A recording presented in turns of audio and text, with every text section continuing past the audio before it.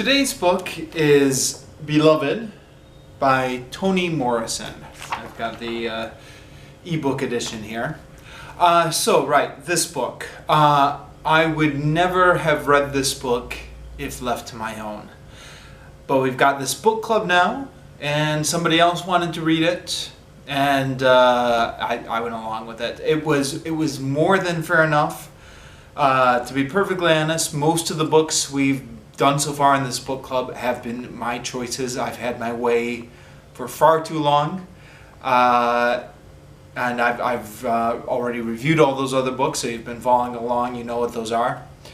And so somebody else wanted to try this, and even though this book was not my cup of tea, I went along with it. Yeah, it was more than fair enough.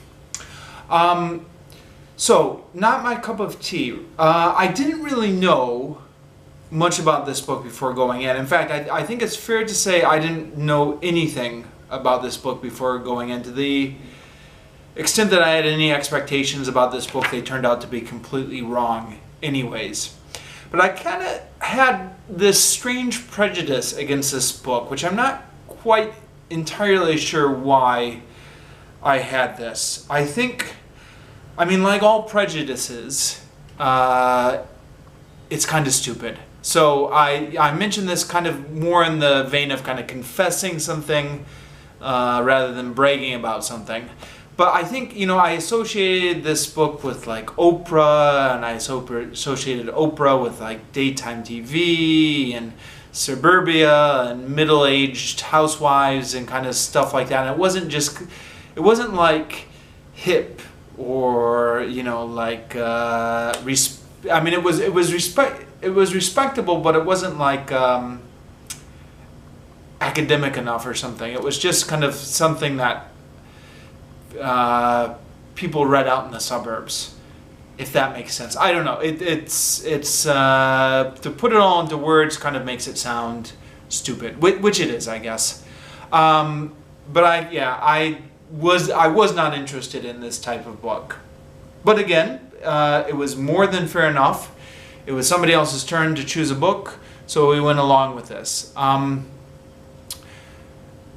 The rules we've kind of set for this book club is we try and stick with the classics. And the rationale is, if somebody doesn't like a particular book, then it's a classic. So, you can't complain about it. You should probably read it anyways at some point in your life before you die, so even if it's not your cup of tea, you can't claim that it's wasting your time. That's kind of our rationale. And this book is the most modern book we've done so far. I guess books kind of get less classic the more recent they are, arguably. It was published in 1987, so within my own lifetime. But I think you can make the case that this is a modern classic. There's been a lot written about it. It's been widely kind of quoted. It's won a lot of prizes. People have written scholarly literary papers on it and stuff like that. So yeah. I'm going to give some brief comments before I kind of get into the plot. Brief comments. There were some interesting things going on in this book which intrigued me. There's kind of like an air of mystery around it. And you start off kind of not knowing what's going on, and then as you keep reading, plot pieces, the puzzle pieces kind of fit in. And I thought that was interesting. It's a novel about slavery and the African American experience, but it's more than just kind of a feel-bad slavery novel, like look at how bad slavery was, now feel bad about it. There's some interesting stuff going on here with the supernatural. It's kind of it's a ghost story in some ways, and there's added to this, mixed in with kind of the ghost story, is kind of the historical horrors of slavery, which kind of almost makes, I think, the slavery drama of it into kind of like a horror story with kind of all the attractions that a horror story kind of has, or the kind of gruesome fascination with it. what's the word, macabre, the kind of the fascination with these things. So there's that element of interest in the book, which I thought was interesting. That's to the positives. To the negatives, I found Toni Morrison's prose style hard to read. And that's not a knock on Toni Morrison, because she is a poet. I mean, like, literally, I think she was a poet before she was a novelist. And there's a lot of, the whole book is written in this very kind of poetic style. And if you're into that kind of stuff, like if you're really literary and you kind of like poetry and this kind of poetic description, you're going to love this book. But if you're the type of person who doesn't like too much poetry mixed in with their storytelling and you just want a straightforward narrative, you're not going to like this book. Now, so the fact that I didn't like it that's not a knock on Toni Morrison. That's reflective of my limitations as a reader. That being said, I didn't like it. I found it very hard to read. I found it, all the poetical descriptions, I found it very hard to focus on. I would just kind of get to the end of the page and be like, oh wait, I didn't understand any of that, and go back up to the top of the page and reread it. So like, I struggled. I really struggled to stay focused on this book. Had it not been for the commitment that comes with the book club, I wouldn't have finished it. I would have just been like, nuts to this, read something else. But I was committed to this as a book club, so I kind of stuck through it. Tastes vary on this. In our book club, which is a small book club, 3 people, one person absolutely loved it. She, person who recommended it, she kind of read straight through it. She had trouble slowing down to match the pace of the rest of us. Me and the other guy didn't really care for it. Did not like the writing style here. Okay. Now, I said before that the plot-wise, the interest in this novel is kind of seeing the pieces kind of fit in together. So, to talk about this plot is going to spoil the book, and I think I'm going to talk about the plot, because why not? I have to talk about something. So, I'm going to talk about the plot. So this, you can consider this your spoiler warning if you haven't read the book yet, and turn off the video here. Except, wait, before you turn it off, hear me off on this one thing. The foreword. Do not read the foreword. Do not read the foreword before you've read the book. I don't even know why they call it a foreword. It should have been an afterwards, because the foreword is going to spoil too much of the book. It's going to give away the whole game. Don't read that first. Skip right to chapter 1, start there, and then you'll kind of get the mystery unraveling as the author intended it. Okay, so getting into spoilers. I read the foreword. It was like the first thing I read. I didn't know this was going to be like that kind of a mysterious book. I thought like, I don't know, I guess I thought it was going to be a much simpler book than it was. So I just started out in the foreword. Started out with the foreword. And I read it through, and in the foreword, which oddly enough, the foreword is not in all the editions. This is kind of a pirated edition that a friend downloaded off the internet. Sorry, we're out here in Vietnam, so like it's hard to get a hold of like real books. But the other girl in our book club had actually a real edition that she had picked up at a used bookstore and something like that. Her edition didn't even have the foreword. I think because this edition kind of ebook, it was reprinted, and where was the copyright dates? 2004. So maybe the updated 2004 edition has a foreword. But in the foreword, Toni Morrison talks about the historical case on which this book was based. So it's based on a real-life figure, loosely based on a real-life figure, who is Margaret Garner. And Margaret Garner's story is real life person. So she's an escaped slave. She's living in the North. Ohio, I think. The novel is set in Ohio. Was the original historical story from Ohio? I don't know. It's all on Wikipedia. If you go to Wikipedia for Margaret Garner, they've got a whole big long article on her.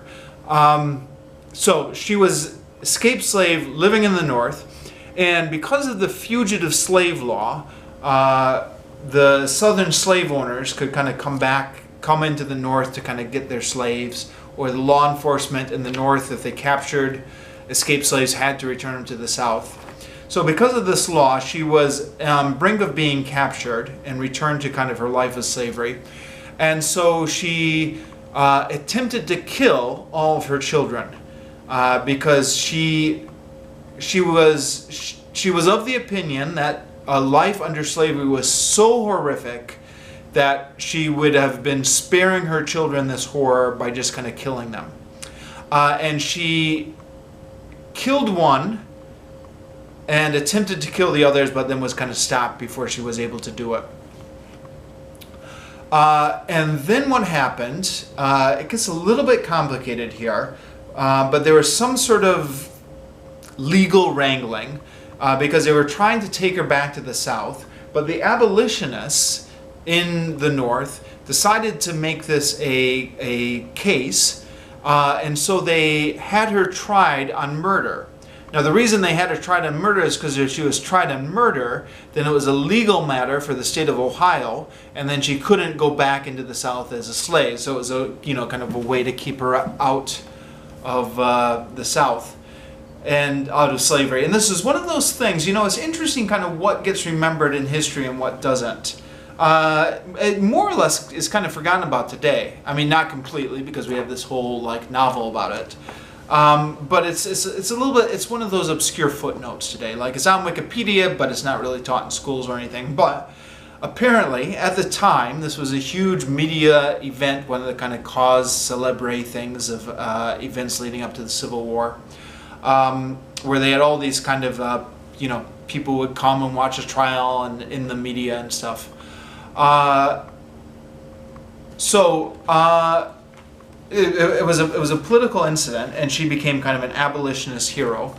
And Toni Morrison kind of stumbled across this story doing research for something. And then she says in the foreword how she was kind of decided to adopt it for the purpose of the novelist.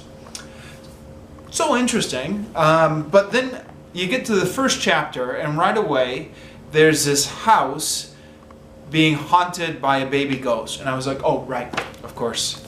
So she's the one who killed the child, and this is the child coming back that she killed, and the whole kind of thing was spoiled for me.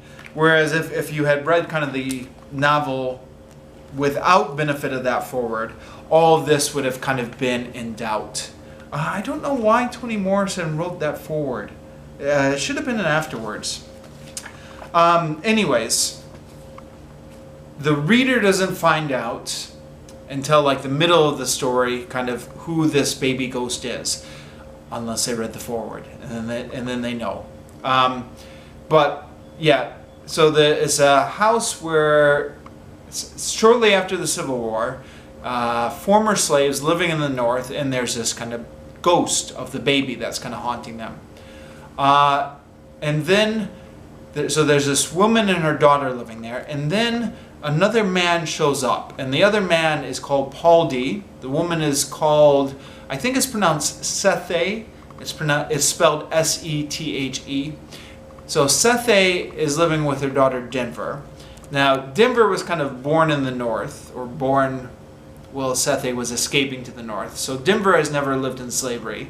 But Sethe was a former slave, and Paul D., who had been a former slave with Sethe on the plantation, arrives.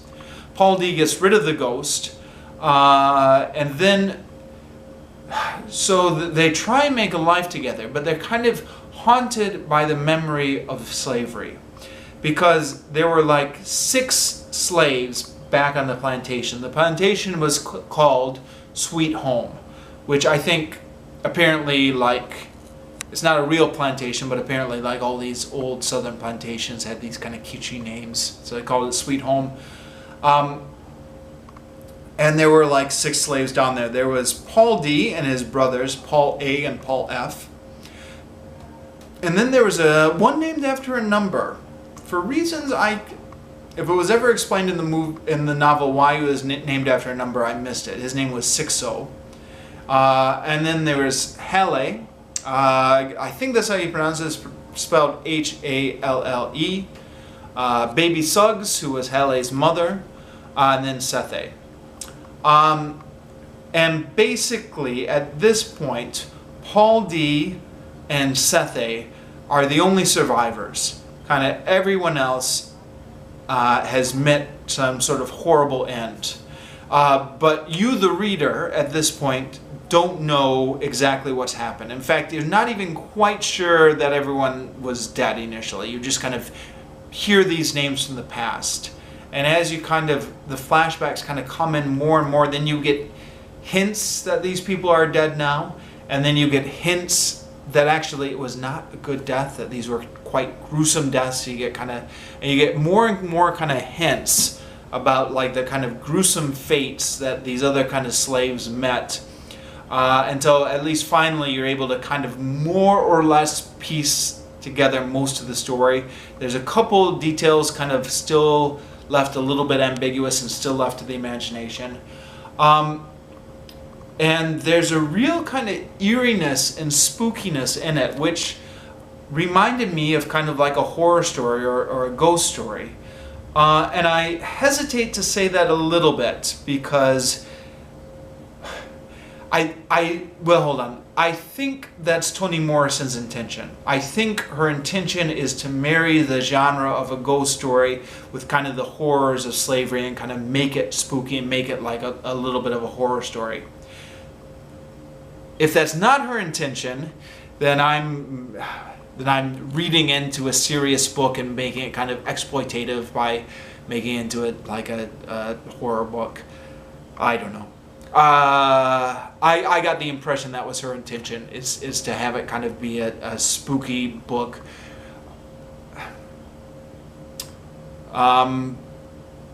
Yeah. So hopefully I'm not cheapening the book by saying it. Even as I'm saying that now, I'm beginning to have second thoughts. Because it is, kind of a serious book and it's meant to examine a serious historical atrocity. I don't know. To me it had a real kind of eerie sense when you like finally, like the scenes where like you finally found out what had happened to Paul A. And he's just kind of hanging up on the tree. I said I was going to spoil stuff, right? He's just kind of hanging from the tree with his head and his feet gone, and they have to crawl under his body, or Sixo when he's kind of being burned in the fire. I thought, oh, right, this is like... And it had kind of been built up in such a spooky way with all these ghosts. And then Halle, like, you never find out what happened to him, but, like, whatever it was nothing good. I like these things. It seemed to me like it was deliberately kind of spooky. And then a woman comes back. So Paul D. Sorry, I'm jumping around back to the present day. Present day in the sense of the novel, the post-Civil War when they're free. Paul D. comes in. He banishes the ghost. He's living with Sethe and the daughter Denver. And then this woman comes back and comes in out of nowhere. No one who knows who she is, and the reader gets a lot of hints that this is like the ghost of the baby that she killed 18 years ago, who has kind of come back now. Not as a ghost, like incarnate in the form of a woman, the person who had previously been the ghost that had haunted the house. I've heard people say that it's left ambiguous. John Green over on Crash Course has done a video on Beloved where he says there's a lot of ambiguity as to whether Beloved is really the daughter, the spirit of the daughter, or if Beloved is just like another woman. But I think my reading of the book is the reader just gets so many hints that Beloved actually is the daughter kind of come back incarnate for some reason. I don't know how the daughter was able to kind of resume flesh after being a ghost. These details are kind of left blank. Strange stuff starts happening in the house. Paul D doesn't like it. Eventually Paul D learns the history of what Sethe did. It kind of killed her own child. Paul D moves out of the house. Yeah. And then the plot, there's not really much of a plot kind of moving forward in the novel. There's a very kind of complicated story in the backstory about how they all escaped, how Sethe tried to kill her children, and all kind of that. The plot in the novel moving forward focuses a lot just on the relationship between Sethe and Denver and Beloved, and there's a lot of kind of poetical passages, which again, I found kind of hard to read, hard to focus on. The narrative style does switch though. I'm reminded a little bit of another book. This is going to be a little bit of a clumsy comparison, but this is the closest one I could think of. Sound and the Fury by William Faulkner, where you read through that book, and if you've read it, like some parts of it are like a stream of consciousness narrative, where it's very hard to like read, figure out what is going on. But then near the end of the book, it just starts getting normal again. As if Faulkner is almost saying to you, okay, you made it through all the difficult stuff. Here's just a normal story. So there are parts of this book which are very kind of poetical, and parts of it which are stream of consciousness type narrative. And then you'll get through it, and then all of a sudden the prose style will go back to normal. As if, kind of like the Sound and the Fury, whereas if the author's saying, okay, you made it through all that stuff, let me just give you a straightforward story for a while. So like the parts of it are easier to read than others, but like parts of it I just wanted to throw the book at the wall a few times. It was, and there was the backstory. To me, the backstory had a lot of moving pieces in it. The forward-going story, though, it was not going anywhere. It was just kind of focused on the emotions and feelings about Beloved and Sethe and the daughter Denver, and there was just kind of, I don't know, if you like a book that focuses a lot on emotions, this book does. But like, to me, there was just, I wanted more things to happen, and I wanted less just examinations of how everyone felt. So I'm gonna have to like apologize for not doing this book justice. I'm not literary enough to kind of engage with it deeply. So I was only kind of able to kind of get a surface level reading and maybe kind of complain about some stuff. A couple more things though. One thing I was kind of reminded about, I read the book a few years ago called Cambodia's Curse. And in the book, the author made the case that a large part of Cambodia is suffering from PTSD because of the Pol Pot period. So for anyone who lived through the Pol Pot period, the reasons why they'd be suffering from PTSD is obvious. They had to suffer through that historic time period. But then the author makes a case that the children, the young people in Cambodia, many of them are inheriting PTSD from their parents. Apparently, psychologists are discovering now that PTSD is kind of something that can be inherited. Not genetically, but from the environment. So because the parents were so traumatized, they kind of act in emotionally volatile ways. They're not able to be kind of loving parents. They act violent and abusive, and kind of like living with somebody who has PTSD kind of causes the child to have PTSD, because a child inherits these behavior patterns from their parents. So I thought about that when I was reading this book, because it seems to be, the book is about, again, at least in the foreword story, about Sethe and Paul D, who are now free slaves in the North, but are still traumatized by what they went through when they were under slavery, even though that's all in the past now. And like, you get the feeling, you more than get the feeling, I think the book pretty much says this explicitly, they'll never have normal lives. Like, they'll never be able to kind of leave behind the trauma of slavery. And so you think to yourself as you're reading this book, like, yeah, like how could black people even like form communities after slavery? And have kind of stable jobs or stable relationships or something like that when they're carrying all this PTSD with them from these horrible experiences of slavery. And then I hope I'm not reading into the book too much, but you get the impression that this is kind of being passed on a bit to, like, Denver who was born free but is kind of horribly traumatized by the ghosts of slavery or her mother's experience, and is just kind of cooped up in the house and can't leave, is not able to leave the house on her own because of kind of the upbringing she's had with her mother. Like, I got the impression that the author was kind of maybe making the case that, as in Cambodia, the PTSD was being passed on to the offspring.